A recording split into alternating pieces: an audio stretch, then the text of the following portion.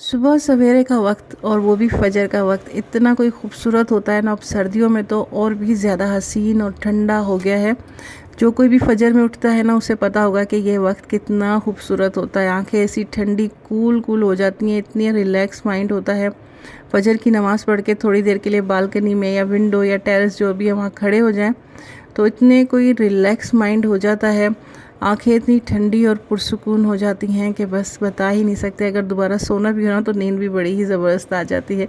अस्सलाम वालेकुम my YouTube family, कैसे हैं आप सब? दुआ है कि आप सब शाद-आबाद रहें, अपनी फैमिली के साथ खैर खैरियत के साथ रहें।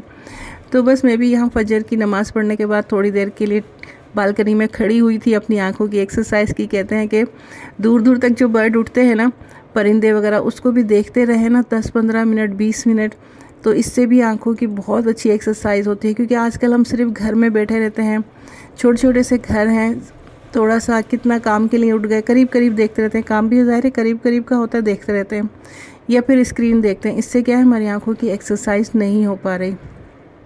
पहले वक्तों में खुले खुले सहन होते थे, हम वहाँ दूर दूर तक देखते रहते थे, आसमान तक बर्ड्स उड़ रहे हैं तो हमारी आंखों की एक्सरसाइज होती रहती थी। कभी दूर देख रहे हैं, कभी करीब देख रहे हैं।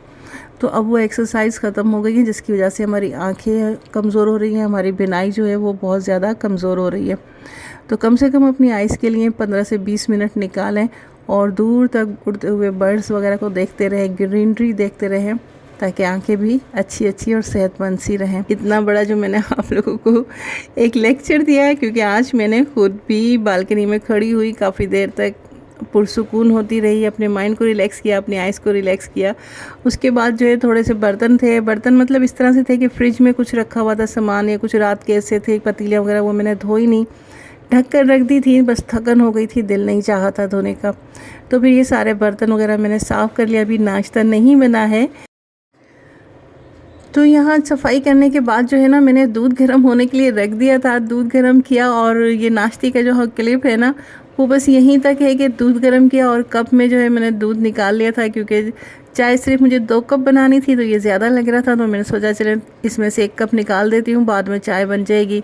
और ये क्लिप जो है ना यहीं तक ही रह गया। उसके बाद वीडियो बनाना जहन से निकल गया, पता नहीं क्या हुआ, या वीडियो बनी नहीं। और अक्सर मैं ऐसे अपनी सोचों में और यादों में कोई गुम हो जाती हूँ कि मुझे जहन से ही निकल जाता है कि वीडियो बनानी है। आप यकीन कीजिए, इतने अच्छे अच्छे क्लिप होते हैं और बातें होती हैं हमारी, लेकिन बिल्कुल जहन से ही निकल जाता है कि मुझे वीडियो बनानी है। तो आज कुछ बातें मैं आपको वैसे ही सुना दूँगी, ताकि आप लोग ना लाइक करना भूल जाते हैं। तो आप लोग ना लाइक, ये जो ऐसा वाला होता है ना, ऐसा वाला, इसको किया करें, इसको नहीं।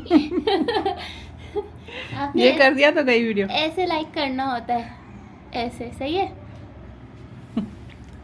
इधर आओ, ऐसे करो, मैं से प्रेस करो।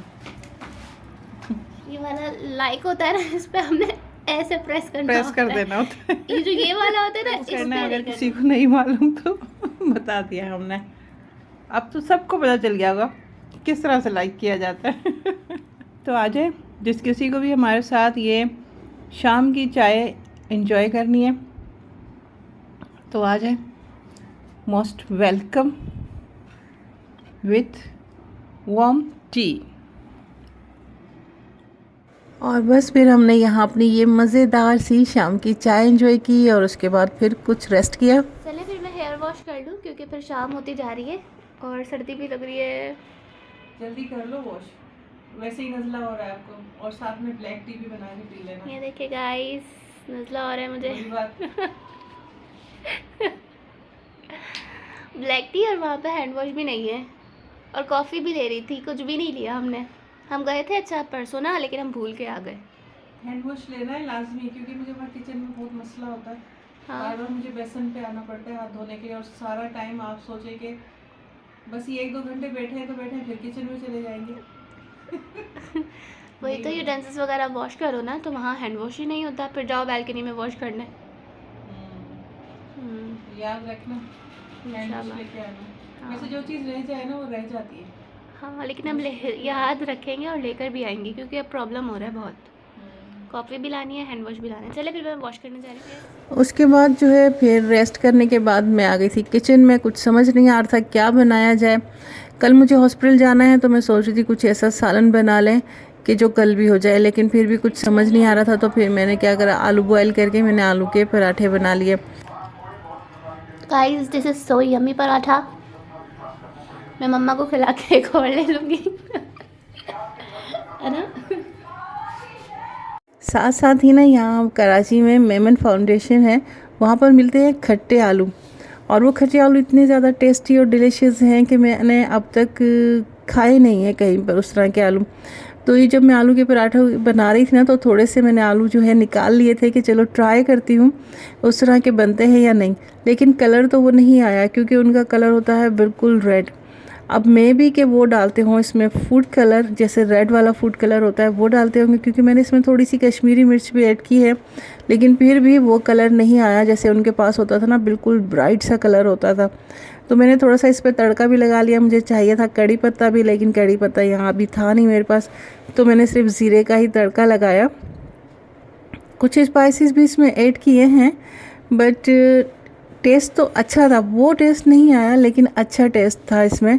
तो फिर मैंने इसलिए जो है इसकी रेसिपी भी शेयर नहीं की, कि जब वैसा ही बनेगा ना तब मैं आप लोगों के साथ जो है ये शेयर करूँगी। बट ये है कि था बहुत डिलीशियस, क्योंकि इमली वगैरह डली है, ज़ीरा डला है, तो टेस्ट तो फिर आपको पता है आ ही जाता है। साथ साथ मैं यहाँ पर आलू का पराठा भी बना रही थी। मैंने खुद तो नहीं खाया था, सिर्फ बच्चों के लिए बनाया था। मैंने तो अपने वही राइस बॉयल करके चने का जो सालन रखा था वही खाया था। आलू का पराठा जब मैं बनाती हूँ तो मैं ज़रूर जो है इसके ऊपर ऑयल या घी लगाती हूँ। पहले रोटी पे थोड़ा सा लगा देती हूँ, फिर जब मैं इसके ऊपर मिक्सचर रखती हूँ ना आलू का, तो वो रखने के बाद मैं उसके ऊपर भी थोड़ा सा घी लगा देती हूँ। घी ज़्यादा अच्छा लगेगा अगर क्रिस्पी रखना है, और बहुत क्रिस्पी नहीं रखना है या घी नहीं है तो कोई मसला नहीं है, ऑयल लगा लें, ऑयल के साथ बना लें, पूरा पराठा ही ऑयल के साथ बना लें, ऐसा कोई मसला नहीं होता।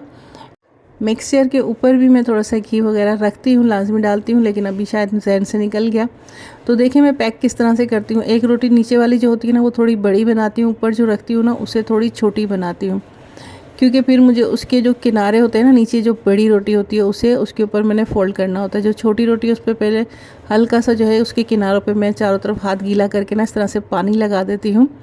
पानी लगाने से क्या होता है कि फिर जब मैं उसको किनारे उसके फ़ोल्ड करूँगी ना इसके ऊपर, तो वो बहुत अच्छी तरह से जो है इसके ऊपर ना सिर्फ फ़ोल्ड हो जाएंगे, बल्कि अच्छी तरह से इसके ऊपर जो है वो चिपक जाएंगे।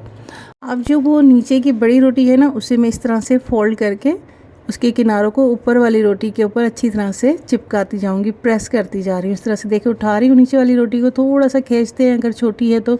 ये वाली थोड़ी सी बड़ी रोटी जो है ना इससे ज़्यादा बड़ी नहीं थी, तो उसी के किनारों को खींच के मैं इसके ऊपर फ़ोल्ड कर रही हूँ, और फ़ोल्ड करके इसे अच्छी तरह से जो है फिंगर से प्रेस करके अच्छी तरह देखें इस तरह से ना चिपका देना है, खूब अच्छी तरह से प्रेस करके।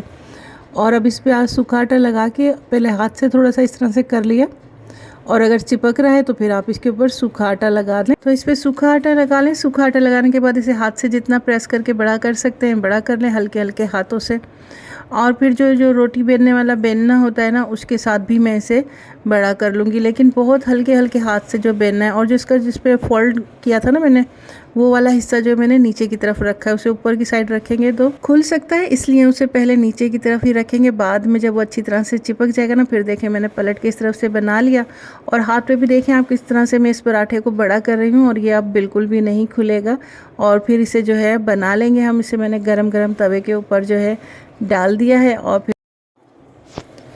और बिल्कुल वैसे ही जैसे पराठा सेकते हैं बिल्कुल उसी तरह से इसको सेकना है, कोई एक्स्ट्रा एफर्ट्स नहीं लगेंगे। और आप देखेंगे जिस तरह से नॉर्मल पराठा बनाते हैं ना बिल्कुल उसी तरह से ये बनेगा और सिकेगा। इसमें आपको सेकने में बिल्कुल भी कोई परेशानी नहीं होगी, कहीं से ये खुलेगा नहीं। हाँ, अगर बेलने में कहीं से फट गया है, जैसे होता है ना कोई आलू मोटा रह गया है और थोड़ा सा ज़ोर लगा के इसको बेल दिया है तो वो फट जाएगा, तो वो एक अलग बात है। लेकिन ये जिसे होता है ना दो हिस्से खुल जाते हैं, वो खुलेंगे नहीं आपको जब तक उसको खोलना ना चाहें। और ना मेरे बेटे को बहुत पसंद है आलू के पराठे। जहाँ वो जॉब पे जाता है तो वहाँ भी लेके जाता है, उन लोगों को भी सबको बहुत पसंद आते हैं। तो मैं 4-4 5-5 भी उसे बना के देती हूँ। तो आवाज़ सुनी आपने कितने क्रिस्पी से बने हैं, कितने मज़ेदार हैं। और मैं क्या कह रही थी, हाँ, बेटे को मैं इसे जॉब पे बना कर देती हूँ। इस तरह से मैं आराम से, अब जब थोड़ी देर रखेंगे ना तो ये थोड़े सॉफ्ट हो जाएंगे और आराम से ये फ़ोल्ड हो जाते हैं। गरम गरम को चाहें तो भी फ़ोल्ड कर सकते हैं, लेकिन हल्के से ठंडे हो जाएंगे ना तो ये थोड़े से नरम हो जाएंगे, क्योंकि इसके अंदर मिक्सचर भरा हुआ है। तो इसे आराम से फ़ोल्ड करके पैक करके जॉब पे ले जाएँ, वहाँ जाके आराम से गर्म करके खा लें, तो ये बिल्कुल भी नहीं खुलते। तो यहाँ मैं आपको दिखा रही हूँ, देखें किस तरह से ये है। आपको बिल्कुल भी इसमें कोई जोड़ वगैरह नज़र नहीं आया, क्योंकि आगे हो गया है थोड़ा सा। तो इस तरह से इसको बना लेना है। और फिर बस आज की मेरी वीडियो यहीं तक थी। आपको थोड़ी सी भी अच्छी लगी हो तो प्लीज़ लाइक कीजिए, कमेंट कीजिए। तो जो लोग भी वीडियो देखते हैं और सब्सक्राइब नहीं करते, उनसे रिक्वेस्ट है प्लीज़ सब्सक्राइब कर लीजिए, लाइक कर दीजिए, कमेंट कर दीजिए। इसी के साथ इजाज़त दीजिए। अल्लाह हाफ़िज़।